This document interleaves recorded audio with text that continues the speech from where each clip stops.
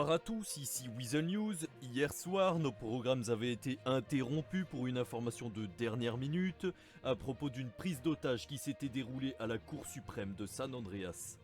Selon les premières informations, plusieurs individus lourdement armés avaient fait irruption en pleine audience. Il s'agissait d'un procès contre un groupe de malfaiteurs dont l'identité n'a pas été dévoilée par la Cour.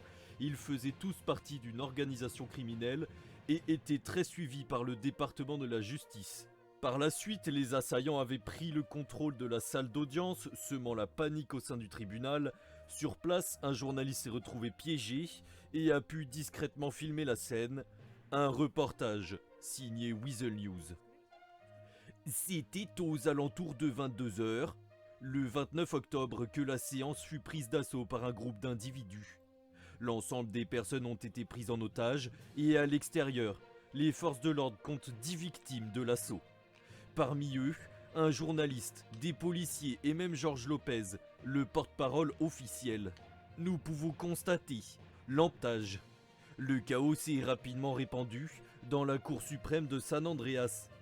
Dehors, ce fut un combat pour essayer d'identifier les assaillants et leurs revendications restaient inconnues. Un périmètre de sécurité a alors été établi, sécurisant les lieux de tout délai de fuite ou d'entrée dans l'enceinte du complexe. La mobilisation d'unités spéciales dont les US Marshals a permis d'évaluer la situation et d'établir un contact avec les preneurs d'otages. Non, pas de revendication. Il y a des gens qui se sont démasqués, donc des gens qu'on a déjà vus auparavant.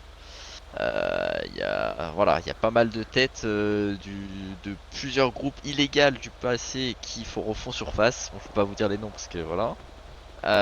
Mais effectivement, ils en sont pas à leur premier coup et ils revendiquent la liberté et la justice. Donc, potentiellement un groupe voilà, dont les valeurs font appel à ça. Oui, non, non, ça, ils ont pas été torturés, ils ont juste été déshabillés, mais pas torturés, donc tout va bien.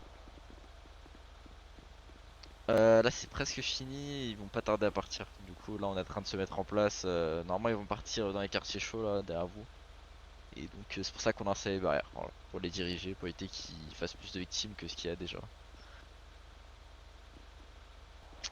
Ouais. Alors effectivement il y a le SRT, donc l'équivalent du SWAT pour la police qui est arrivé, suite du coup à la prise d'otage sur des agents du FBI, donc des agents fédéraux. Il y avait également un Marshall qui était pris en otage à l'intérieur, également le juge de la Cour suprême, donc avec tout ce beau monde, bah, ils se devaient d'intervenir. Et surtout que là ils sont à peu près une quinzaine à l'intérieur lourdement armés, donc bon, voilà.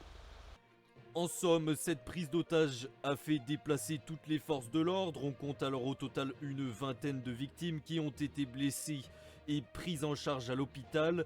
Le bilan physique et moral est lourd et Weasel News tient à accorder son support aux familles. L'équipe de Weasel News vous remercie d'avoir suivi ce programme sensible et nous tenons à rappeler à chacun de rester prudent. Ils sont un peu plus